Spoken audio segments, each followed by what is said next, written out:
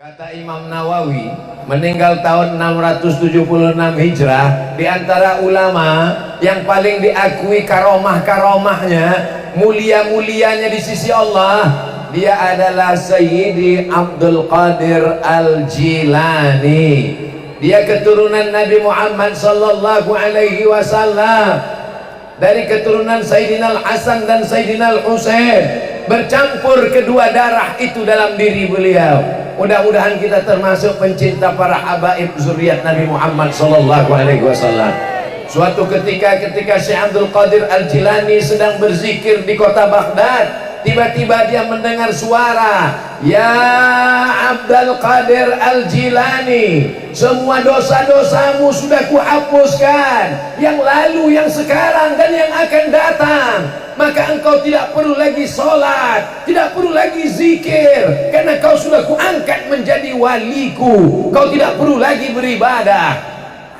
Kira-kira kalau nanti pulang malam, ibu pas zikir, la ilaha illallah, tiba-tiba datang, "Wahai emak-emak radikal, kau tidak perlu lagi sholat dan zikir, karena kau sudah kuangkat jadi walimu."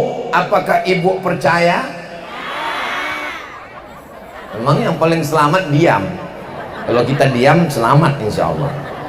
Seandainya nanti bapak pulang ke rumah, malamnya sholat tahajud, habis itu berzikir, la ilaha illallah, la ilaha illallah, la ilaha illallah. Hai bapak Abdul Somad, berhentilah engkau berzikir, karena kau sudah kuangkat jadi walimu, dan engkau tidak lagi berdosa, semuanya sudah kuampunkan, dan kau kujamin masuk surga. Lalu kemudian Syekh Abdul Qadir Al-Jilani membaca ta'awuz, a'udzubillahi minasyaitonirrajim, meniup ke sebelah kiri dengan sedikit tiupan air liur.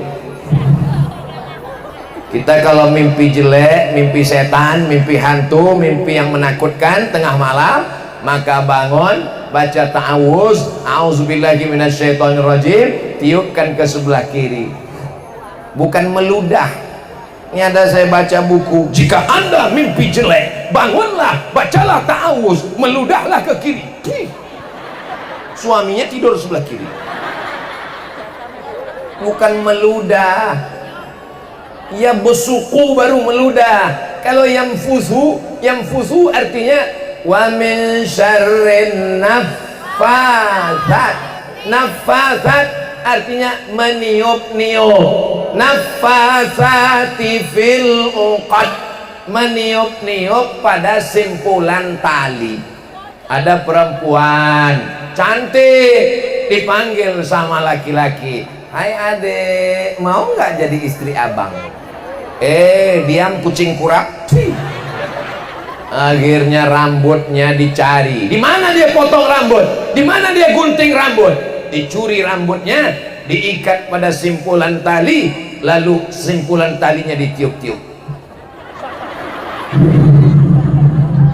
Itulah kerja nenek sihir. Makanya kita minta perlindungan kepada Allah. Wa min syarrin nafasati fil uqad. Lindungi kami dari perempuan yang suka niup-niup simpul tali. Kenapa perempuan? Karena memang dari zaman dulu tukang sihir itu perempuan, maka disebut dengan nenek sihir. Nggak ada kakek sihir. Jangan tersinggung yang perempuan. Jangan nanti komisi perempuan, komisi perlindungan perempuan, somasi Abdul Somad, karena nuduh perempuan nenek sihir. Bukan saya yang ngomong. Nenek sihir ini ceritanya udah lama. Bahkan sampai di barat, di Inggris, di Amerika, di Eropa pun tukang sihir itu banyak perempuan. Kalau nggak percaya, tonton Harry Potter. Tukang sihir perempuan, tapi ada juga laki-laki. Lalu kemudian kita minta perlindungan Allah, tapi bukan dengan mantra-mantra, dengan membaca ta'awuz. A'udzubillahi minasyaitonirrajim. Baca 11 ayat. 11 ayat membuka simpul-simpul sihir, karena dicuri rambut Nabi, diikat dalam 11 simpul. Datang Jibril alaihissalam membawakan 11 ayat, terbukalah 11 simpul. Kita baca sama-sama.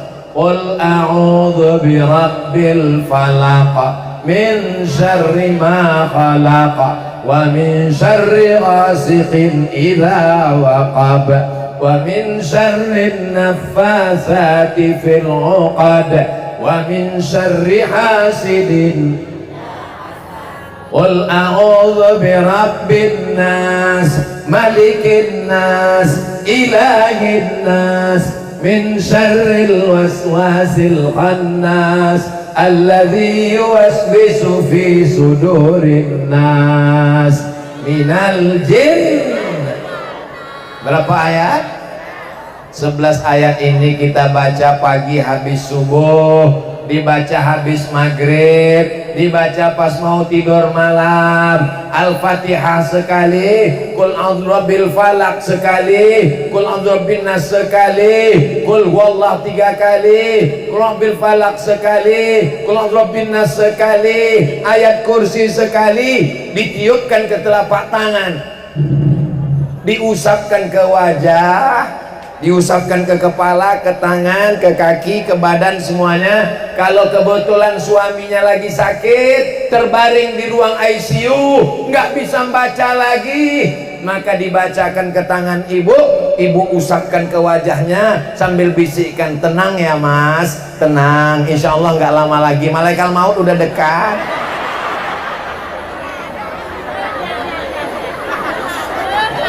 Mudah-mudahan yang sakit-sakit disehatkan Allah. Dari mana Syekh Abdul Qadir Jilani tahu ini setan?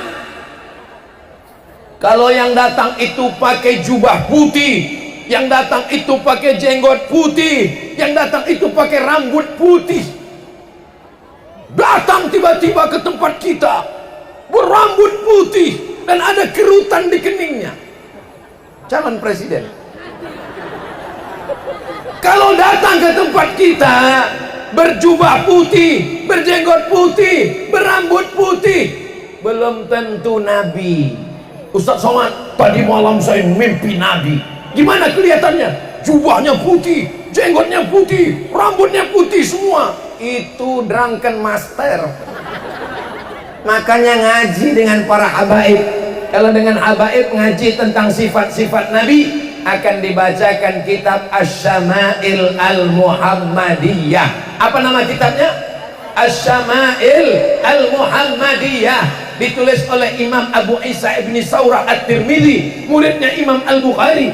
Di sana akan disebutkan bahwa rambut dan jenggot Nabi yang putih nggak lebih dari 20 helai, cuman 20 saja, yang lain daripada itu. Kenapa? Karena dia tidak terlalu banyak memikirkan dunia. Alhamdulillah kelihatan ibu-ibu di Banten nggak ada yang ubanan, iya kan? Karena ditutup semua. Nggak penting masalah uban nggak beruban, yang penting sehat. Siapa yang punya uban yang nggak dicabut, maka nanti di akhirat rambut ubannya itu akan menjadi cahaya pada hari kiamat. Jadi ibu-ibu nggak usah ubannya dicabut. Alhamdulillah Pak Ustadz, ubun saya nggak dicabut, terus digundul. Saya bingung, kenapa uban bisa jadi cahaya pada hari kiamat? Lalu setelah dibaca syarahnya, rupanya kalau orang punya uban, dia berkaca, dia langsung ingat Orang yang punya uban, dia ingat dia sudah tua. Orang punya uban, dia ingat kematian sudah dekat. Karena mati sudah dekat, maka dia bertaubat, maka dia sholat, maka dia beribadah, maka dia bersolawat. Akhirnya Allah berikan dia cahaya terang benderang. Itu makna penjelasan hadis tentang uban pada hari kiamat. Dari mana kita tahu orang ini benar? Apakah dia setan? Apakah dia malaikat? Apakah dia wali Allah? Bukan dari pakaiannya, bukan dari rambutnya, tapi dari pesannya. Kalau ada yang berpesan, nanti malam pas sedang zikir terdengar suara, banyak-banyak sholat sunat, banyak-banyak bersolawat, banyak-banyak berzikir. Baik apa enggak baik? Tapi kalau pesannya semua dosamu sudah kuampunkan, kau tidak perlu